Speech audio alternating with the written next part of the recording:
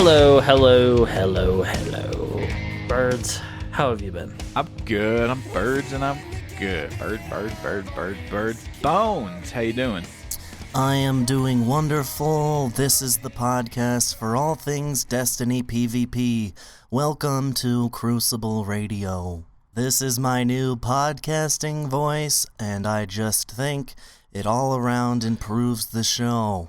On a scale of 1 to 10, nope, that just went John Lennon. Never mind. I think I was a Harry Potter character. You know, the funny thing is that I play Destiny PvP, and my best friends are Ringo.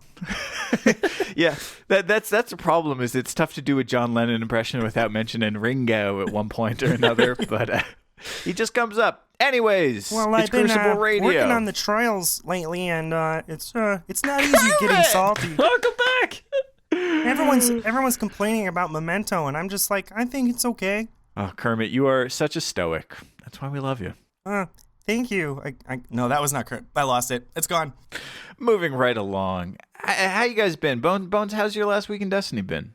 This last... no F word, but a roller coaster of emotions. I'm keeping it clean here, guys, but let's start out with the bad. I used 93 of coins. I got 2 chest engrams. Neither of them were Twilight Garrison, so that's really fun. Also, the Nightfall was the worst, and I'm never doing that again. Did not get a Twilight. The good side about this week is I took our Sunbreaker conversation into the Crucible. We talked about trying out different loadouts, like thinking there's got to be stuff that exists and perks we're not using, how they can be used effectively.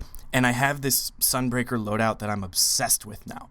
You're welcome. Thank you, Swain. You want to give a quick recap for people who might need a very good reason to go back and listen to last week's episode? Well, here's what happened is Swain figured out that sun charging is the most fun thing you can do with your super, and it's just badass, and it's awesome. Anyone who doesn't believe that, go check out Swain's Twitter feed. Swain, you just posted like 3 clips in a row that are just the most satisfying choo-choo of terror. The best one is the sun charge into a guy in trials, and then he goes off and explodes into the other guy, and then that guy decides he wants to use his self-res, so I charge into him and kill him out of his super. So good. There's a train coming. You can't stop it. So there was 1 hour of Control Inferno this week because Iron Banner ended at midnight my time, and then at 1 o'clock there was the reset, and for 1 hour there was Control Inferno. I hop in with my Sunbreaker, and this whole game is on YouTube because it was just hilarious. And I'm using Fleet Fire, which gives speed boosts for 20 seconds that stack 3 times for anything felled by your fire. And then there's also a melee that immediately recharges your melee if you get a kill with it. I'm saying, like, literally it resets your melee if you use your melee to get a kill. So I go in with the last word, and I start punching people and throwing grenades, and I burn all these people because no one's paying attention. And then I got all these melee stacks. And on top of that, I realized I was wearing some raid boots that offer speed boosts based on certain kills. So I have this absurd, like, 4 stack of speed. I have an entire recovery build on top of that. All recovery, no speed. So I'm moving faster than any character has ever moved while having maximum recovery with a decent amount of armor, just flying around the map punching people. And now it's one of my most favorite loadouts in the game, and I've been really enjoying that. Do it. Well, I'd also like to tell our listeners about the other accomplishment you got this week. What'd you do in trials this week, Bones? Oh, yeah. I set a goal for myself, Round the Taken King, and wanted to hit this number by the end of the year, but I finally have a 50 DTR score in the Trials playlist, and I feel pretty good. Been working real hard, and it's very satisfying to see at least one number showing off some progress. So, congrats. Thank you. Those true skills can go down, though, if you lose games, right? Ooh. Does that mean that... So I've actually, I'm never touching Trials again. I've put it away. You've completed it. Look, I've got double skirmish to work on when it comes around. I know that one's sitting at around 10 DTR true skill. So, so that'll remain there forever, and no one can ever stop me. Birds, how was your week? Yeah, I don't know. I got I need to change it up. I need to play something different. I'm gonna bust out my Titan or something. You know, I put myself into these ruts because they start working and I don't want to leave them. I've collected almost every fusion rifle I've ever wanted. Been playing a ton of Voidwalker, and Bones, I'll have you know, I have not miffed several Nova bombs recently, so that's definitely an improvement. I just have to tell myself that there's so much game to play, and it's very easy to say, well, I'm a hunter, or I'm going to play as a warlock, and just not even see the other side of it. And it's tough to do because you kind of have to start over and learn a new skill set, but I'm due to change it up. So I think next time I log in, I'm going to be doing something completely different, and forgive me if it takes me a while to catch up. But what about you, Swain? I had a pretty great week. I spent a lot of time in Burning Shrine. And I think I didn't talk about this on the last episode because it was after the episode that I discovered I really love the Doctrine of Passing. It is such a good gun. And I think it was Seafaring Manus in my stream that described my Titan style as Drunken Titan because I spend so much time in the air evading and doing these like juke moves and getting in and out that it looks like it should never work. But it does, weirdly. So I was having fun all week, just perfecting that, playing with the Sun Charge. Such a good week. You know, actually, speaking of auto rifles, if you've listened to, 3 weeks ago now, John calling me out for not really giving them a fair shake, and I realized, well, I better get my ass in the Crucible and give auto rifles some try.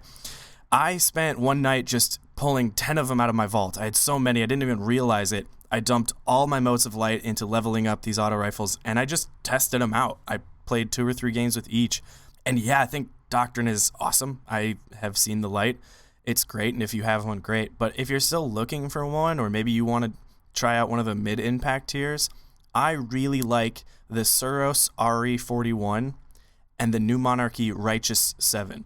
Now, those are the same archetypes, and I actually had the New Monarchy one with the exact roll that the Gunsmith offers. So you can get this beautiful stability range and hidden hand roll on one of these auto rifles, but the Righteous edges it out just a little bit on base stats and a little higher aim assist. I'm lucky to have that perfect roll, but it is easily accessible through the Gunsmith. I also tried out Arminius D, and Doctrine does beat it out a little bit with stability, reload speed, and all that, and slightly more range, but I have an amazing roll. I have counterbalance, braced frame, and crowd control, and I know I talked about that the first week of Taken King on the show, and that was the roll I got. I was like, hey, this is cool until I get some serious other weapons, and now I'm dragging it out of the vault, and it's awesome. So those are some guns you want to look for if you don't have Doctrine, or if you just want to switch it up a little bit. Well, looking back to previous weeks, I actually have to revisit the topic of fusion rifles. In the comments on Crucible Playbook forum regular Redka243 made a very good point, which is that when I was discussing the fusion rifles, I sort of grouped them into 3 different archetypes. So you've got your high impacts, your mid impacts, and your low impact ones. But what he pointed out, and this is such a key distinction, is that really those archetypes come into play when you consider how many bolts of the 7 bolts a fusion rifle makes that it takes to kill your opponent. And the vast majority of them are going to take 5 out of 7, all the way from Long Far Gone at the very low impact side of it, all the way up to the Vacancy from Future War Cult. And Thiessen is going to sit in there. Plan C, Panaray, Susanu, all those guys are all going to take 5. Now, okay, there's a little bit of wiggle room when it comes to different armor builds. So a max armor striker or a warlock wearing the ram is going to throw that off a little bit. There's only one gun that cannot kill in 5 bolts, and that is the split shifter. That is the very lowest impact one. That one is going to take 6 bolts and cement split shifter as an up close and personal gun. There are only 3 that can kill with 4 bolts. So only 4 out of the 7. These are the Hitchhiker. You can get that from Dead Orbit. Vendor sells that, or you can hold out for a better roll. The Darkblade Spite, that strike exclusive one. And the raid one, Midas Reckoning, which is a very cool looking fusion as well. but that one has the added bonus of hitting hard enough to only kill in 4 bolts. So if you're a fusion rifle geek like me, I would recommend just checking out. I'm going to put a link in the show notes. List of fusion rifles by number of bolts to kill. It is a fantastic example of Crucible science, and that should be your definitive reference. So if you're a fusion rifle nerd, go check it out. Speaking of guns we need to talk about, we got a lot of responses on Reddit, on Twitter, and we have said, we want to give these a fair shake and put in the time because we know what happens when you use a weapon once and put it down and yell about it. We want to talk about some sidearms today and just give our thoughts and how we feel about them, how we feel that they fit in with the special weapon meta, good or bad. So, are we ready? Yeah, I'm ready. Let's do it. What do you think? Sidearms are undeniably a ton of fun. As I said, I've been playing a lot of Warlock recently, and there is nothing quite like taking a sidearm and pairing it with something like Focus Burst, and kind of playing in the same way that I might play with a shotgun with Focus Burst, which is to get up in the air to sort of close the gap quickly, kind of floof around in the elegant Warlock style, but really remain a very difficult moving target, and especially on maps like Timekeeper. It's got all these like different elevation changes, different ledges, all these different angles of approach. If I'm playing with a gun like Mida, I'm going to try and sort of keep it to more predictable sight lines, something that I can line up consistent headshots with. It's very fun to be able to switch to a sidearm and just come in right over their head when they're not expecting it. It's sort of a great pair for being able to close the gap quickly. And, I'm still using my Iron Wreath that there was the Iron Banner reward one.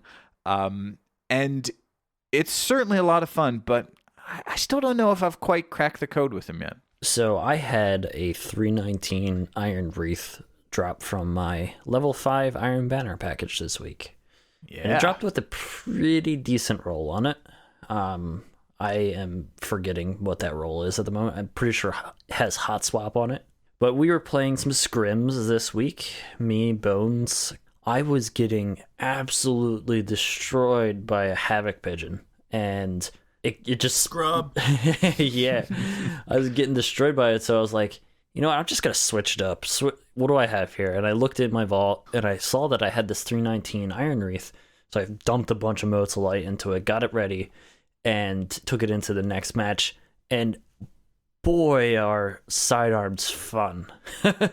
Like you said, it's tough to get in the right mindset, but once you play a couple games with it and you realize where you can use it, the only downside I'm finding is that I really have to use it as like an oh shit weapon. Like, oh shit, I can't get the shot off with my switch. I'm almost dead, but I got the kill. A lot of times I would have someone bearing down on me with like a shotgun, and I would get the kill the very last moment. It would take all of my strength, all of my bullets to get it done, but it happened. And you know what? It's just not as satisfying as the other specials. I think that's kind of where I fall.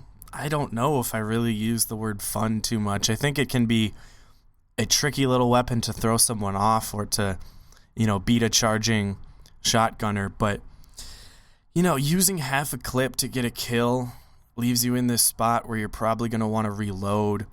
And I think I've got like one double kill with sidearms, which is basically clean up on someone else's well-placed grenade. But what I live for with special weapons, with both sniping and shotguns, is getting those multi-kills.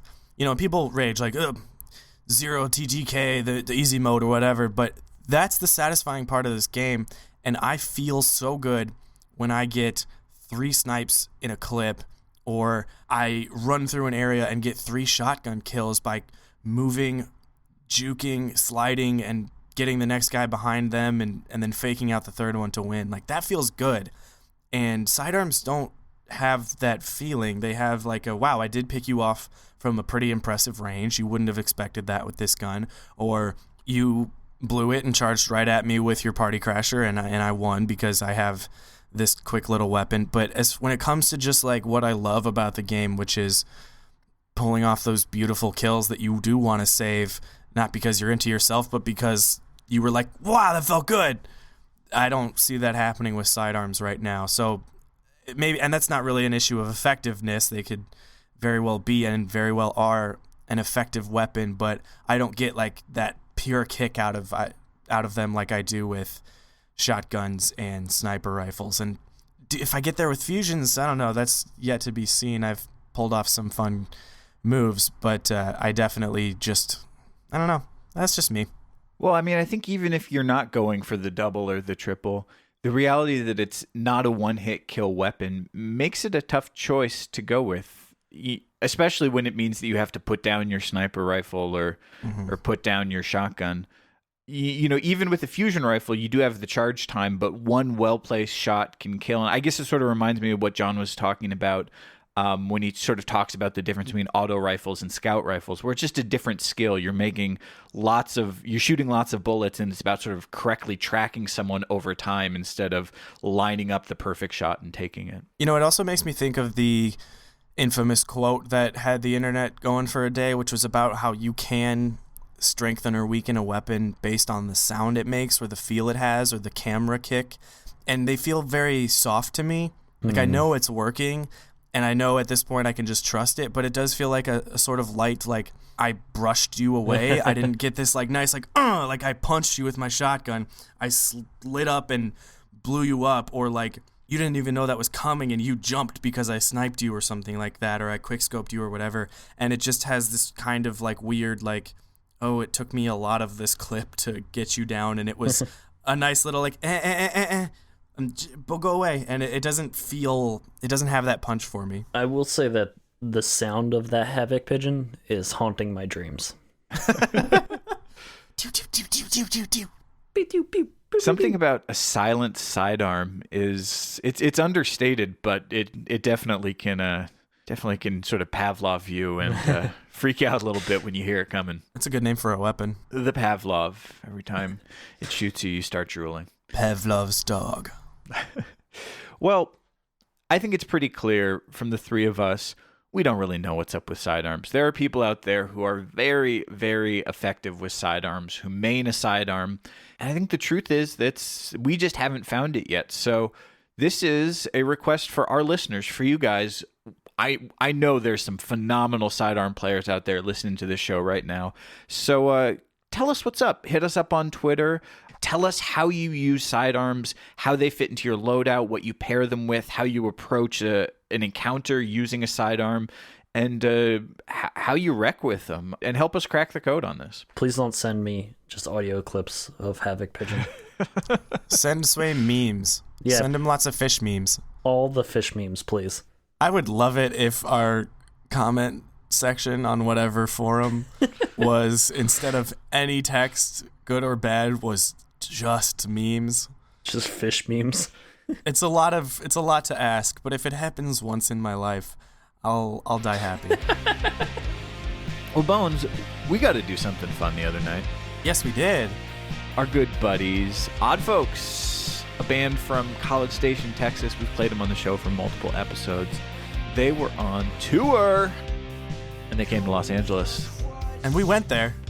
You gotta see the show. And they rocked. Dude, they rock. Oh, shucks. They said they were going to do Philadelphia next year. As soon as they move Texas closer to Philly, they're going to add you to the tour. Well, we had a chance to have a little chat with Michael Martin. He's the drummer from Odd Folks and Destiny aficionado. So without further ado, here's a quick conversation with Michael Martin of Odd Folks. Sada. Only they will understand that. But they will appreciate it. Yeah.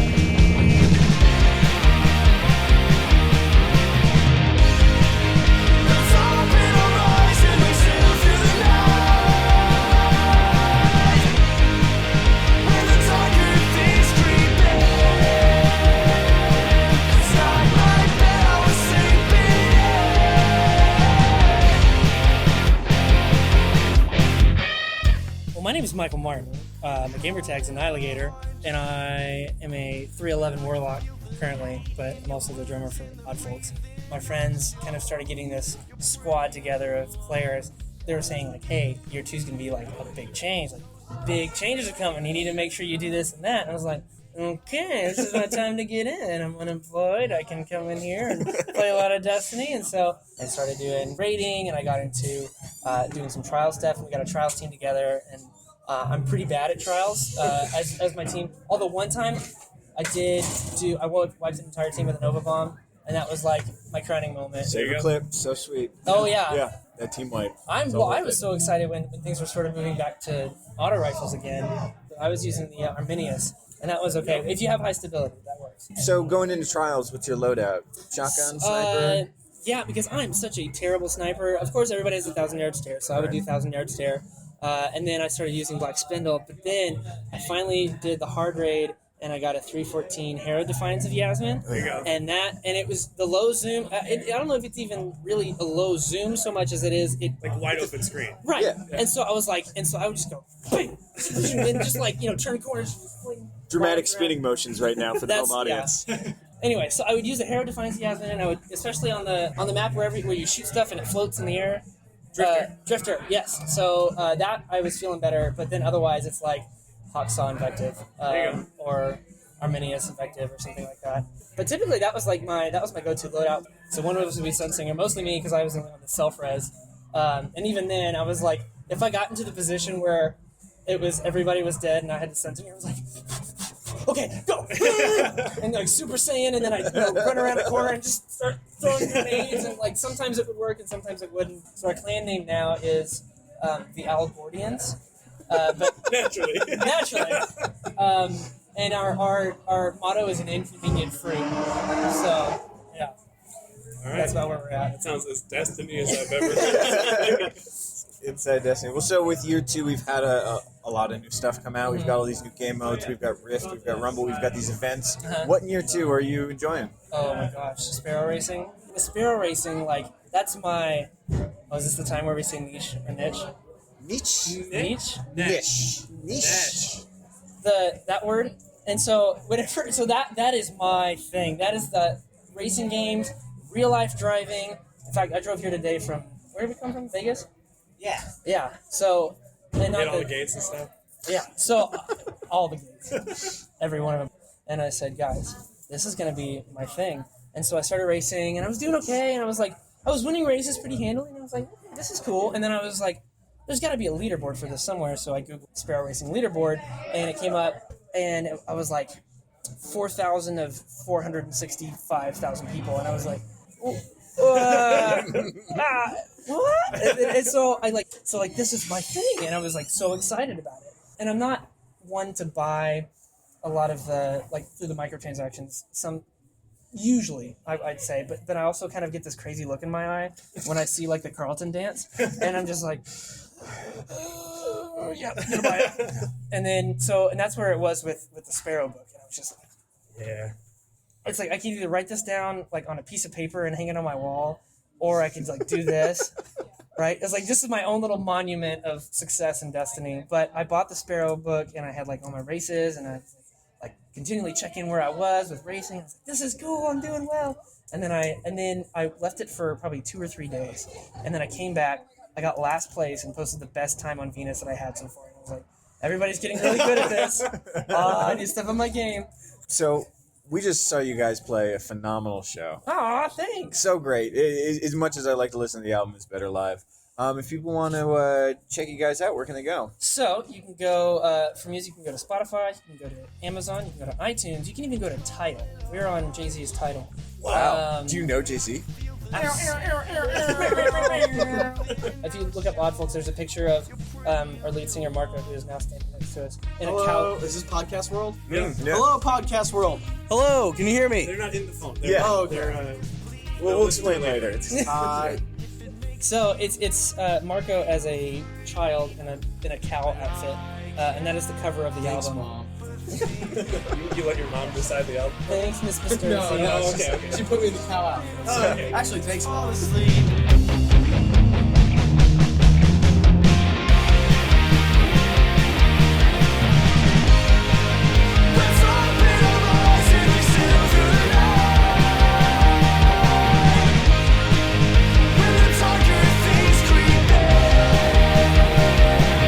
Not my best.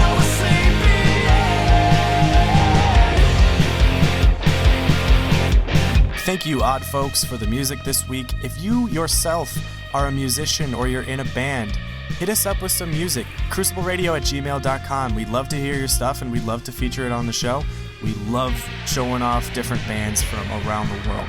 And now, sit back, relax, and enjoy this conversation with Holtzman from PlanetDestiny.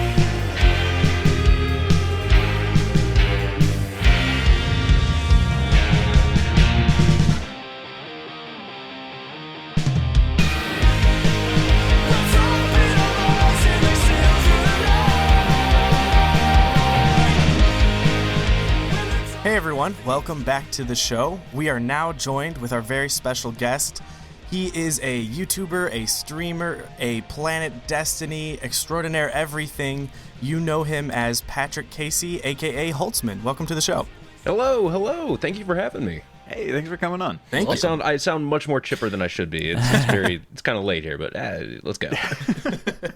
Well, thank you for coming on the show. Just maybe to get started, tell us a little bit about just sort of your history in gaming, how you got into gaming and sort of where you were when Destiny came along. Started out, doing N64, that type of stuff. I really got into gaming with like Half-Life, Counter-Strike, those games. That's when I got really into modding, map creation, that type of stuff. And when I went off to college, I got into this little thing called World of Warcraft.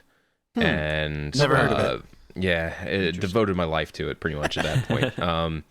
And then still kept mapping, doing that type of stuff. And then Destiny came about when I was working at Target and there was a PS4 sitting in the case. And I was like, if that's still there at the end of my shift, I'm going to buy it. And it was. And so I bought it. And then a few months later, the Destiny Alpha came out and, just started going from there. Right on. So you find anything from your days of playing World of Warcraft in Destiny that kind of keeps you here? Oh yeah. It's actually remarkably similar how both games have gone for me. In World of Warcraft, I started off, I only did PvE. I was like really into that.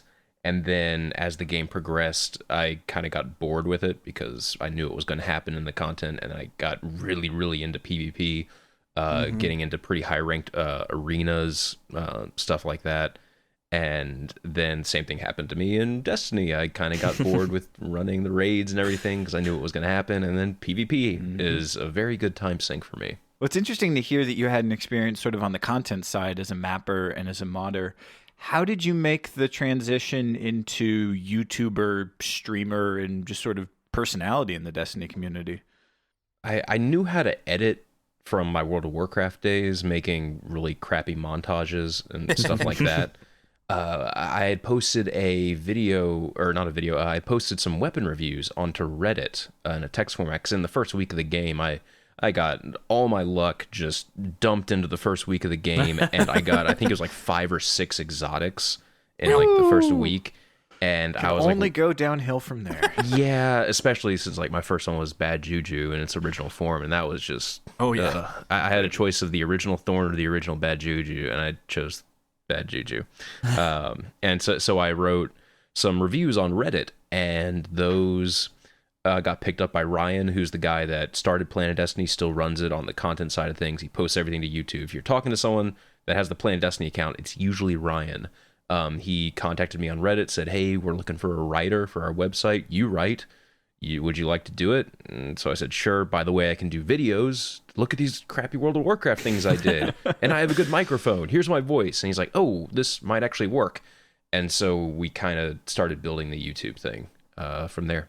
That's actually what I like about PlanetDestiny, and over the past few months, it's just sort of like seeing that everyone does a little bit of everything, which is cool because it's people who are seriously passionate about Destiny. It's not one person who does one thing and then see you next week. It's like someone is recording a podcast or writing an article, and that's kind of how it worked out for us. And then, Ryan asked me like, hey, you write? We need more writers, blah, blah, blah. So it's really fun. And it's like, it's great because I do want to talk about PvE sometimes at least, and I can write an article about that. But there's people behind PlanetDestiny that just are obsessed with this game in healthy to unhealthy levels.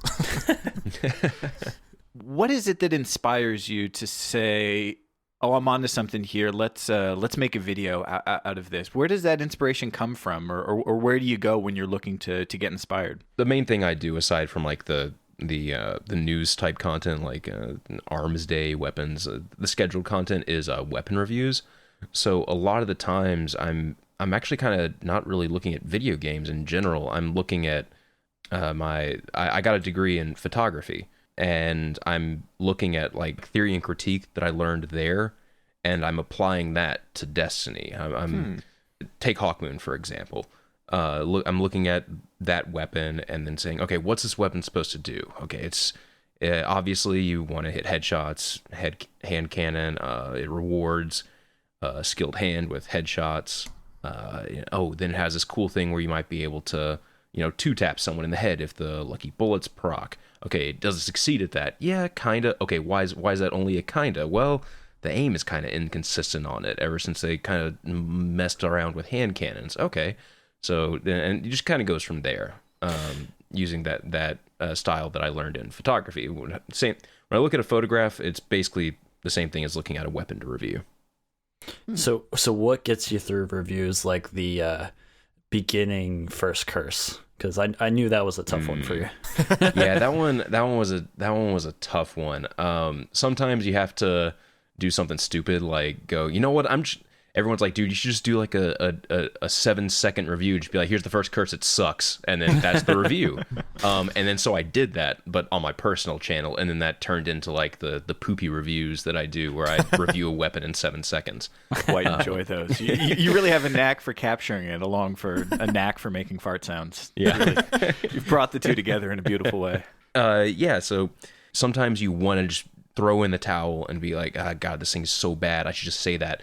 You need to fully explain yourself with those weapons, because if you fully explain yourself, then maybe we can figure out as a community what could be improved about this weapon. Well, I really appreciate sort of going deeper into not just is this bad, but getting specific about it, because I mean, I know myself included, there's definitely a tendency to make a strong initial impression of a gun or a piece of armor, and if it's not working for me in the first 30 seconds, then maybe it is genuinely terrible, or maybe I haven't quite figured it out. And one thing that I've started to realize is that Bungie builds a lot of these guns with a certain intention in mind. And if you're not sort of considering that, you may miss the point. I know that I could list off 4 or 5 that we've gotten wrong that just took a little more investigation. Doctrine of passing, maybe. Telesto. Maybe. Telesto. Telesto is a fantastic gun. I absolutely adore that weapon. Yeah. I think the initial problem was we were trying to use it like a shotgun, which is a frustrating way to use Telesto. Yep. Well, let's get into some specifics. Sort of looking at year 2 so far, in a PvP context, what have been some of the new standout guns to come along? Oh God, I'm actually looking at my Destiny item manager right now, so I can tell you, my favorite standout gun, Ace of Spades. The Hunter. Okay, the perfect. The Hunter I've been waiting exotic. for someone to come along and explain Ace of Spades to me, because I got it and I thought, all right, it kind of looks like The Last Word.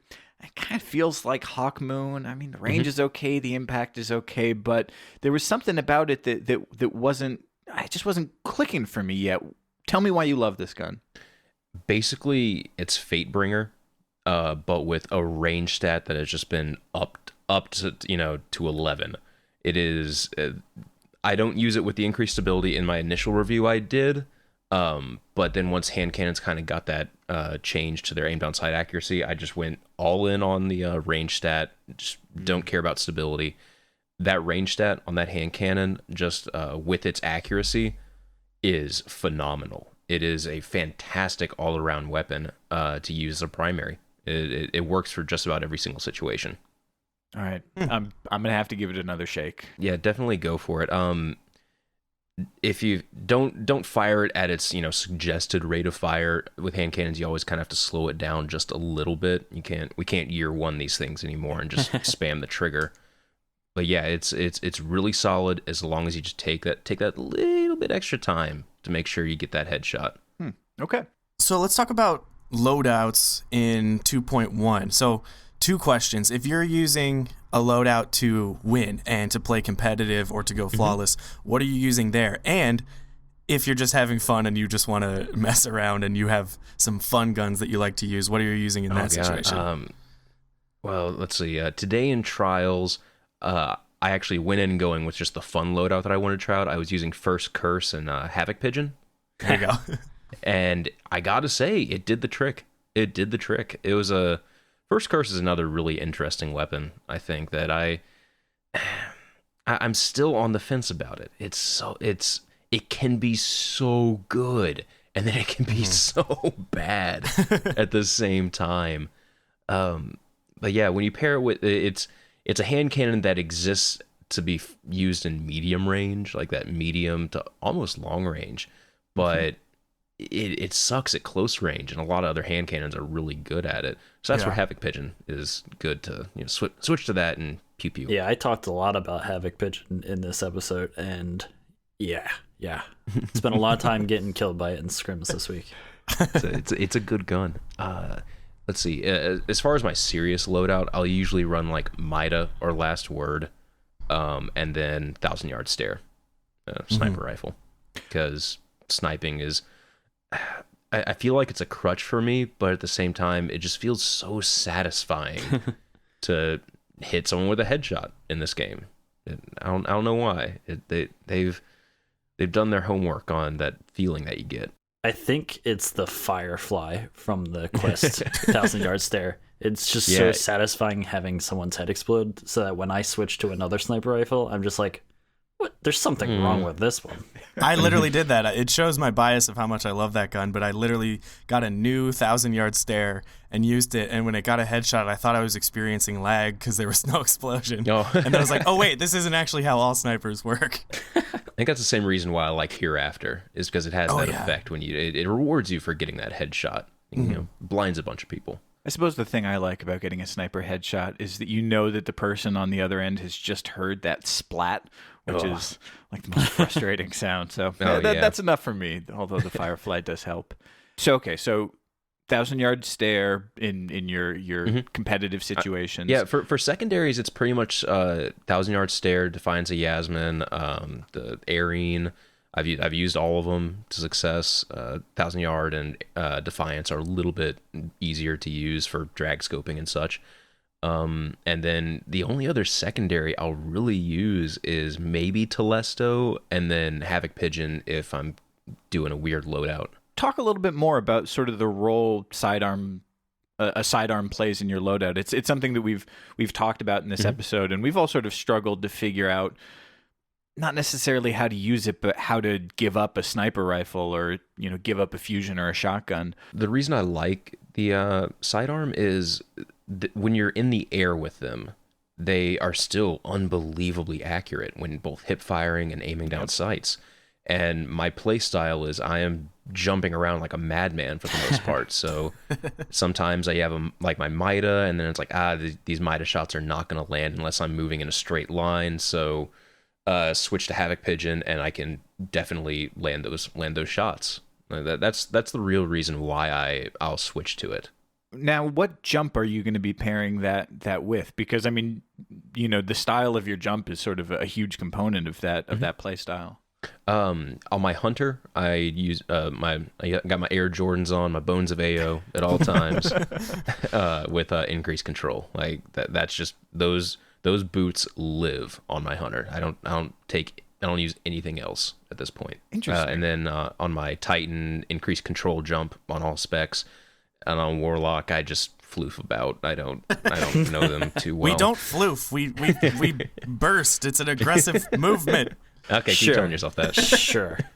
So has Blink ever really played a role, either as Voidwalker or as Blade Dancer, in sort of your approach?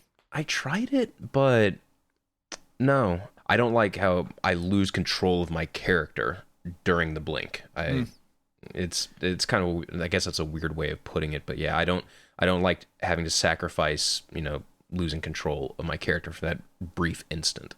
Yep. Well, I mean, and that effect is only increased in year 2. It's certainly been a frustration still trying to make Blink work. Yeah, the people that are good at it, I commend them. That is a very difficult thing to get used to, and you can still be rewarded for using that play style. It has a much higher learning curve than it used to. That's for sure. Yeah. So we asked your question to Noosk a couple weeks ago. Oh yeah, I remember hearing that the Leon Milla. High impact pulse rifles. So were you satisfied with the answer? Yeah, kinda. I understood where he's coming from. That it can still 2 burst, but I think like all of them have to crit now. And it has to be a low armor. It has to be a low armor target. I don't know, that opens up a couple other things in my head, namely being, well, with the recoil, that's not gonna happen. It's really just not gonna happen unless I'm only gonna 2 burst someone unless I have crowd control active now. On that particular one. The low armor thing, I don't know. I had this internal debate going on. It's something I've thought about making a video on, but I guess I can talk about it with you guys. Is like how each class can only like maximize 2 things. Like you can't like say on my hunter, what if I want to go more armor recovery? Because in PvP, armor is very good, recovery is very good. Agility, you can kind of negate that with your jump ability if you're using an increased control type jump. Hunters can't do that. Titans, they can go for max armor, max recovery, and then just who cares about agility when you have increased control Titan skating. Yeah. Warlocks, you can also have kind of a quasi skating type thing and go for more armor, more recovery if you want to. Hunters can't, and just kind of opened up the dialogue of why can't all the classes like go for whatever they want to in the specs? Why is one particular class, kind of shortchanged in one of them? Well, so that does beg the question. In year 2, where both armor and recovery in particular have seen some pretty big tweaks, especially with like pulse rifles. Like armor is the king for battling pulse rifles. Yeah, really, when they were the big part of the meta. So what are you going to take into the Crucible, having to choose just one? On my main Gunslinger spec, I used to run just max recovery, max agility, as far as picking the stat perks go. Now I kind of run like a 1 small armor upgrade, a little bit less agility, max recovery on my hunter, and then use the Bones of AO to make up for the speed loss. I've certainly seen you play Gunslinger a lot. That's your primary hunter class. So what's the rest of your loadout sort of perks-wise for the Gunslinger subclass? Throwing knives, baby. I go pretty much all in on throwing knives. I adore them. Yeah, I go for double throwing knives and then get a throwing knife back when you crit someone with it, because that's just really satisfying to me, again. I think I get a throwing knife kill like once a month, and I just feel so good about it. And then I miss a lot more, and I'm like, I'm not going to do this anymore. But it's one of the more satisfying kills in the game. Like you said, certain kills are just satisfying. And it's a wonder it doesn't get used extremely a lot, because it feels very good. It's very good. It's very rewarding, and it's very effective, especially like with pretty much any weapon now. Like last word, a single hipfire body shot plus, throwing knife to the head, dead. Mida, a headshot, throwing knife to head, dead. It's a very efficient thing to use with pretty much any gun out there.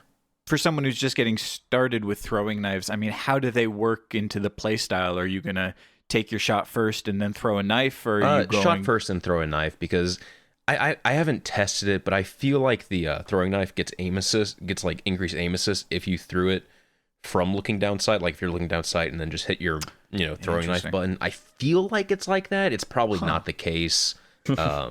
Yeah, but in year 1 I did a really big tips video on it, and it's basically like you're just gonna have to practice it a bunch. You're gonna miss a crap ton at the start. I still miss half my throwing knives pretty much. You know how when you're sniping, you want to try to always keep your reticle where their head is going to be? Same thing with throwing knives. You want to always try to keep your reticle where their head is going to be, or where their head currently is, or maybe will be when they're moving. So yeah, sometimes good tip. Yeah, sometimes you have to lead your target a little bit, but that just comes with experience. I think my biggest complaint with throwing knives is that I switch to literally any other subclass and I'm meleeing them from like 15 feet away and thinking, this is not working. That's not how it's supposed to go. I hate switching to my Titan when we do our trials runs every Friday, because it'll take me a game or two, because I'll get that first shot with a thing and then just whiff in the air with my arm. Like, I'm dead. Okay. That satisfying feeling. I do that every single time when I switch to my hunter, but with like the evade move, because I've been using the Twilight Garrison so much that I jump in the air as the hunter and I go to evade and I'm like, no. I keep doing that on my hunter too, because I spent like a day or two playing with Twilight Garrison and Last Word. Such a fun little loadout, but oh god, then suddenly switching back to hunter and you're like, I feel naked. I can't juke people in the air. Well, so speaking of evade moves, have you spent much time working on the Nightstalker shadow step, sort of working that in your playstyle? Yeah, I did at the start of Taken King. I really wanted to like champion the Nightstalker class, but it just did not go well with how I wanted to play in PvP. It just absolutely didn't. I want to be really aggressive. And I'm usually using a weird loadout, so I'm using more long-range weapons and close range, like, Mida, sniper, longer-range hand cannons, scout rifles, and I needed that throwing knife to kind of make up for my lack of melee. Like, if someone is charging me with a shotgun or a Last Word, I can challenge them as long as I have my trusty throwing knives. Otherwise, I have to switch up to like Havoc Pigeon or something like that. But I used Nightstalker. I used Shade Step a lot. I absolutely loved it. But I think there was like a week period where I did so much PvP, and I was just noticing I don't pay attention to my KD at all. But you just suddenly have a revelation that, wait, I used to go like 2-0 like every game of Control. I haven't really peaked above 1.2 at all while I've been using Nightstalker. Let's just see if I'm like in a rut right now, or let's see if it's the spec. I switched specs and my KD just suddenly shot up pretty much. So that it didn't work well with how I wanted to play the game. That is, that's really got me thinking. The thing I find once I've been playing Nightstalker for a while and I switch away is that I want to have that evade move that you can really do laterally, right? Like you're not just sort of strafing to the side to get out of the way when the fight isn't going your way. You're able to just instantly dart over, whereas otherwise I sort of have to turn and slide or something to make a quick evade move. But you are running away, whereas with Gunslinger, your last-ditch effort is to throw a knife at their head, and that, if it works, will get you the kill. It is interesting to sort of think maybe that's sort of what's tipping the balance to a higher KD and a more effective playstyle for you.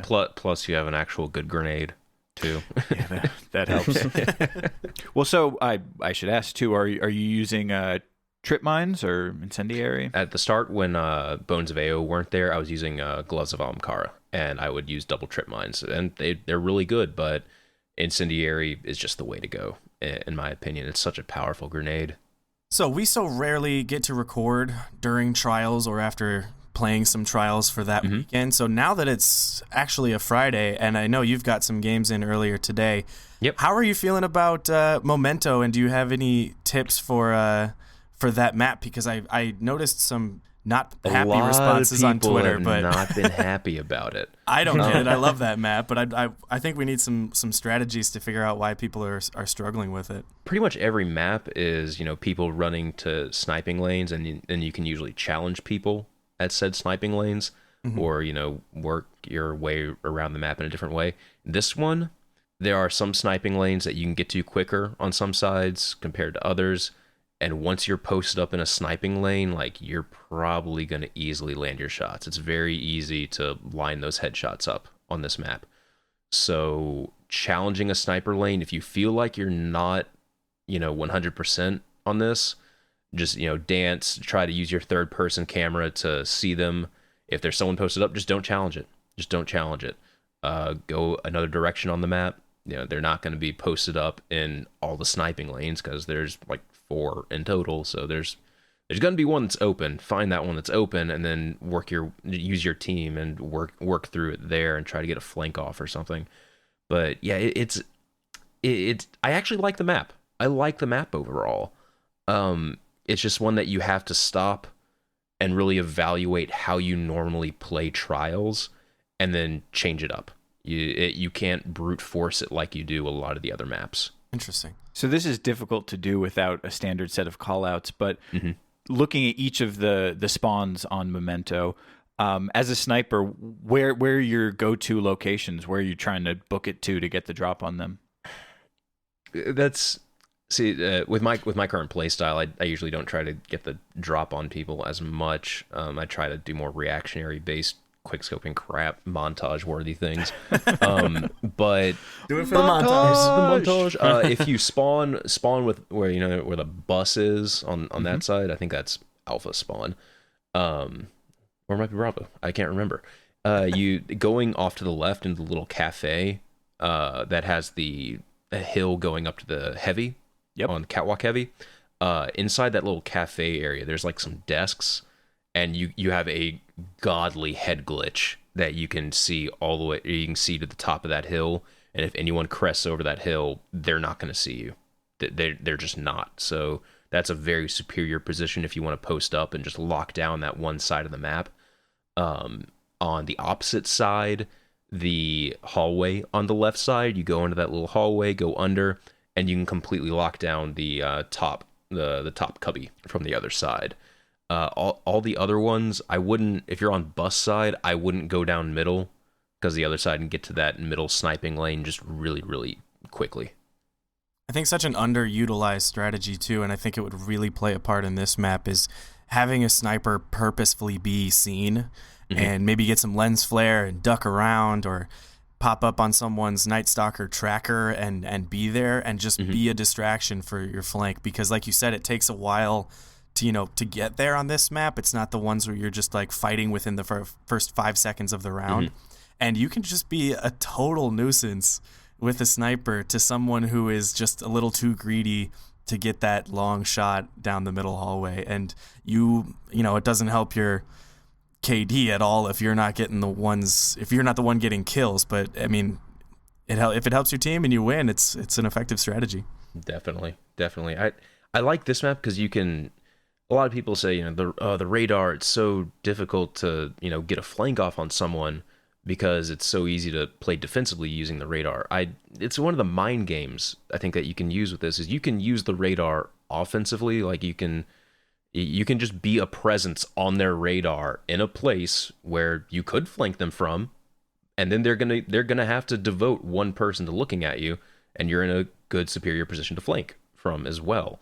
So that's kind of always going to be in the back of their minds. Oh, there's this guy that's really close to us on the radar. We better watch out for it. Maybe send 2 people there or something, and then you can get a superior flank off from another angle, or get a pick off, and then start gaining momentum on the round. That was one of the things I took away from Bungie when we went, was Leif telling us all about finding places on the map that you can just mess with people's heads with using the radar. That's why I like the radar so much in this game, and I find the Inferno mode so frustrating because the absence of the radar doesn't really improve the game modes in the way that people normally expect it to. In a lot of games like Call of Duty, Counter-Strike, you're listening for those footsteps, you're listening for those other audio cues or callouts from your teammates, and it's just not there. In Destiny, there's not enough audio information, there's not enough visual information coming in from other sources to really make up for that lack of radar.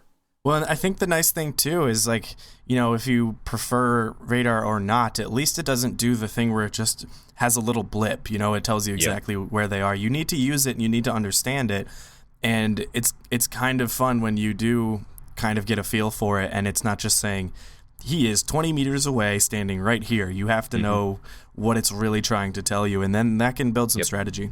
The one thing I do like about the Warlock jump is that you can floof about in the air for a really long time, and you can really mess with people in doorways and stuff. Yeah. Where is he? He's right there. He's right on the radar. What the hell? He should be in here. And then, you just eat a shotgun round from the top of your head because he's been floating about. Very satisfying. Yeah, very satisfying. So what other Trials maps have you particularly enjoyed, or maybe even ones that you found difficult? Drifter was one that I was really keen on trying. I'm glad it came through. I really enjoyed it. I don't think a lot of the people in the community really liked that one at all. Momento isn't like Drifter and Memento were the two ones that I was really wanting to see because I thought they would make for interesting maps, and I think they do in their own unique ways. The one that I hated was Anomaly. Just I've never liked that map. The center area just doesn't mesh well with my play style. So it led to just a lot of moving around the outside of the map for the sniping lanes, which got so boring after a while. And a lot of teams were just kind of posting up in their spawns with snipers because, I mean, I can't blame you for doing that. Yeah. I thought Rusted Lands is by far my favorite map and has been since the beta. Oh, yes. Agreed. And I loved the saltiness, but as soon as it got posted at 10 a.m. on Friday and everyone's just like, oh no, and I'm just like, yes. That was one that I was really happy to see. That was one where we all I don't know if you guys about this, but everyone that I played with, everyone that I talked to was like, hey, if you spawn in the water, man, you have the best spawn. Sea spawn, you are good. You will probably win. And then when they posted, Derek Carroll posted the rounds, it was like a straight 50-50 split for the most part. It's like 49.8 to 50, 51.2 or whatever. I can't math right now, so that's probably going to add up to be not right. We never math. It's 101% right there. Yeah, close enough. I actually have to thank you for... I was watching some gameplay of you actually playing on Rusted Lands, and I think I know what you're talking about. very, very airborne, and you know, there's doorways that I would go through that you didn't even consider. You would just leap over the top of the building instead. And this was very early in the show, but that was really an eye opener for me because you know there's so many different routes you can take moving through the map. And it's very easy to sort of get trapped into, you know, what we might call like the rat lanes, just sort of the lap that you run around. And that video in particular got me thinking like, okay, there's at least 4 ways to get through from point A to point B that I have not considered 3 of them at least. So yeah, that one was very interesting to watch, and Bowen certainly helped for that. I'm glad I can help someone with some of my weird gameplay. I thought you were going to talk about the glitch spot that I have been using since the alpha, really. By B point, where you can jump up on top of that little ivy. Ivy coated pipe, and then look. Shame on you. Yeah. I don't know.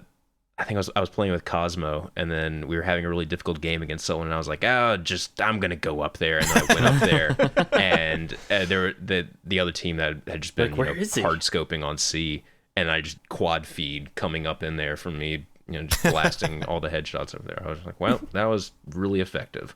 All right. Well, it only works once, so it only works once. It only works once, so use it sparingly. So before we part ways here, do you have any, let's say, get good advice for our listeners? Like something real quick, what they can do to get better?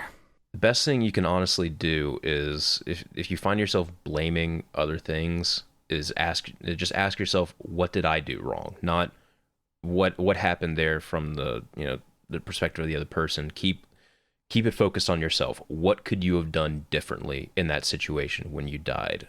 Review your footage. So you'll start recording some of your footage. If you have Xbox One, PS4, record some footage, and just see what you did wrong in that engagement. Where could you have taken a different route entirely to get to that place? Should you have been, noticing some different sight lines?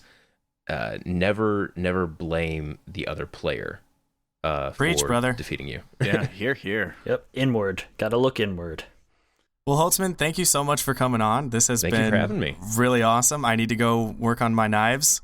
I have been clearly slacking and get out those bones of AO. That sounds awesome. Got to go work on my radio voice. Oh, yes. Well, usually at this point, we ask where listeners can find you if they want to learn more. Maybe it would be simply easier to list the places that people can't find you. Just go to PlanetDestiny.com, and that will open up, the can of worms, and you can find me in all those other different places. Well, great. Well, thank you so much for coming on the show. Yeah, thank you very much for having me, man. Thanks, man. Enjoyed it. And now let's take some calls from the listeners. You're on the air, Crucible Radio. Hello. Yeah, I just want to say, you guys suck and I hate you. It sounds like you're calling from the docks. You must have bad reception. Oh no, we've lost the call. Next caller, you're on Crucible Radio. Beep, boop, boop, boop, beep, bop, boop. Well, folks, it appears that a robot has called us. Unfortunately, I do not speak droid, and I assume this is not the podcast he's looking for. Hello, caller. Welcome. You are on Crucible Radio. This is Mark Wahlberg. I'm trying to get a group together to run Oryx, alright? I'm trying to kill the sisters real fast. I got a checkpoint. This challenge mode's a joke, okay, huh? You think you can handle it? You think you can run the Oryx with me, huh? Thank you, Mr. Wahlberg. I did not know you were a Destiny player. Thank you very much. This is not the forum to find a pickup group. Next caller, hello, you're on Crucible Radio. Yeah, I just wanted to say, when are you guys gonna do the second half of the Law and Order episode? I keep tuning in and you never do it, and I just kinda feel a little shortchanged. Well, at a certain point, it felt like it was just too late, the bit had died, so we may or may not ever know what happens in the second half of the Law & Order episode, but thank you for your concern. Next caller, please. Hey, it's me, Swain, doing my Italian voice.